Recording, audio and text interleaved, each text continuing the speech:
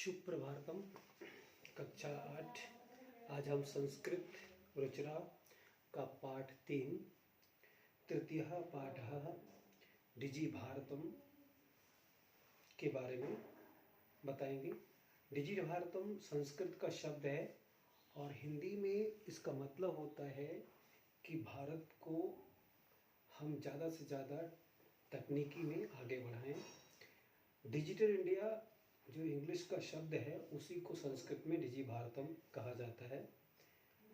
आज digital India को लेकर हमारी सरकार जो है लगातार प्रयास कर रही है कि ज़्यादा से ज़्यादा काम टेक्नोलॉजी के माध्यम से हो, जिसमें पारदर्शिता आएगी, भ्रष्टाचार में कमी आएगी और पर्यावरण के लिए भी बहुत ही उपयोगी होगा, क्योंकि कम से कम पेड़ पौधों को काटा जाएगा। पेपरलेस काम होगा तो कागज़ की कम उपयोगिता होगी, कागज़ की कम उपयोगिता होगी तो पेड़ पौधे बचेंगे।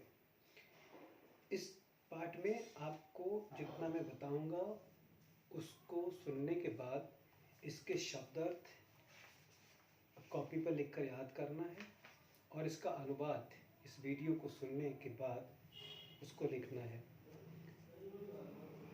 इंटरनेट, डिजिटल में इंटरनेट, कंप्यूटर, मोबाइल और इन सब ने आज सारी दुनिया को बहुत छोटा बना दिया है।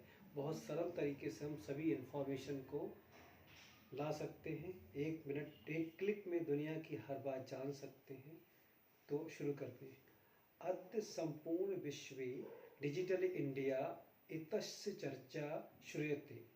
आज पूरी दुनिया में डिजिटल इंडिया शब्द इसकी चर्चा सुनाई देती है।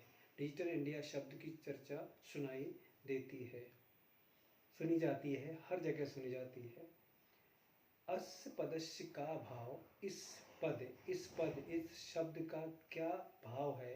यदि मनसी जिज्ञासा उत्पद्यते, ऐसी मन में जिज्ञासा उत्पन्न होती है सभी के मन में कि आखिर डिजिटल इंडिया शब्द का क्या अर्थ है, क्या मतलब है। काल परिवर्तनेन सह मानवस्य आवश्यकता अपि परिवर्तते। समय के बदलने के साथ साथ मानवों की आवश्यकता भी बदलती है। परिवर्तनेन प्राचीन काले ज्ञानस्य आदान प्रदानम मौखिकम आसीत्। प्राचीन काल में जो ज्ञान का आदान प्रदान होता था वो मौखिक होता था, मौखिक होता था।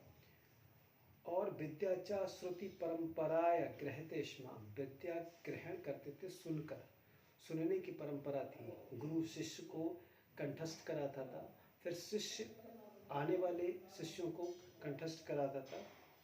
इसी तरह से सुनने की परंपरा थी। अनंतरम तालपत्रोपरि भोजपत्रोपरि लेखन कार्यम आरब्धम। बाद में तालपत्र के ऊपर, ताड़ के पत्र के ऊपर, भोज के छाल के ऊपर, भोज वृक्ष के ऊपर लिखना आरंभ हुआ।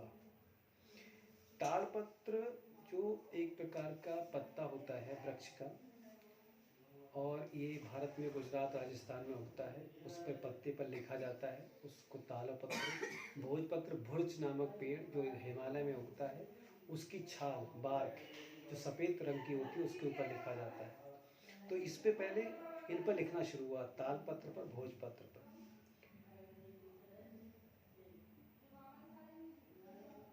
उसके बाद काल परिवर्तनी काले कर्गदस्य लेखनः च आविष्कारेण सर्वेषामेव मनोगतां भावनानां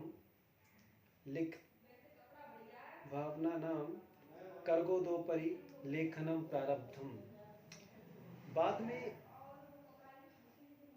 कागज के आविष्कार के बाद में सभी ने अपने मन की भावनाओं को उसके ऊपर लिखना शुरू किया, कागज के ऊपर लिखना शुरू किया।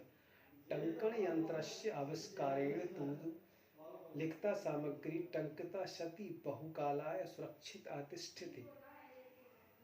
अब टाइपराइटिंग मशीन के आविष्कार से तो लेखन सामग्री को टाइप कर बहुत लंबे समय तक सुरक्षित रखा जा सकता था।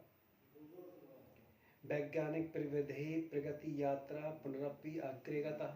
इसी विज्ञान ने और तरक्की की, विज्ञान ने आविष्कार और आगे बढ़ाए और आगे आविष्कार प्रगति यात्रा आगे बढ़ी। अद्य सर्वाणि कार्याणि संगणक नामकेन यंत्रेण साध्यानि भवन्ति। आज सभी कार्य संगणक मतलब कंप्यूटर नामक यंत्र से किए जाते हैं। आज सारे काम हम कंप्यूटर के माध्यम से करते हैं। संगणक कंप्यूटर को कहते हैं संस्कृत में। समाचार पत्राणि पुस्तकानि च कंप्यूटर माध्यमेन पठ्यन्ते लिख्यन्ते च। समाचार पत्र हो पुस्तकें हो ये सभी कंप्यूटर के माध्यम से लिखे और पढ़े जाते हैं। कार्गोद्योगो वृक्षाणाम उपयोगेन वृक्षाकर्त्यन्ते।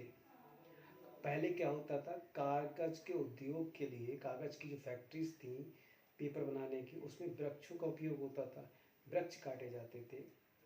इसमें परम संगणस्य अधिक प्रयोगेण वृक्षाणाम कर्तने न्यूनता भविष्यति इति विश्वासा। लेकिन ज़्यादा से ज़्यादा कंप्यूटर का प्रयोग करने से, टेक्नोलॉजी का प्रयोग करने से कागज का हम कम उपयोग करेंगे और ऐसा विश्वास किया जाता है भविष्य में कागज पर निर्भर कम रहेंगे और वृक्ष कम काटे जाएंगे। अनेन पर्यावरण सुरक्षाय दिशि महान उपकारो भविष्यति। और इससे पर्यावरण की सुरक्षा में एक महान कार्य होगा। सभी आज इतना ही। अगले वीडियो में हम आपको बाकी बचा हुआ अर्थ बताएंगे। आप इसमें इस वीडियो को सुनकर इतना अर्थ लिखें और साथ साथ में इसके शब्द अर्थ भी नोट करें। धन्यवाद।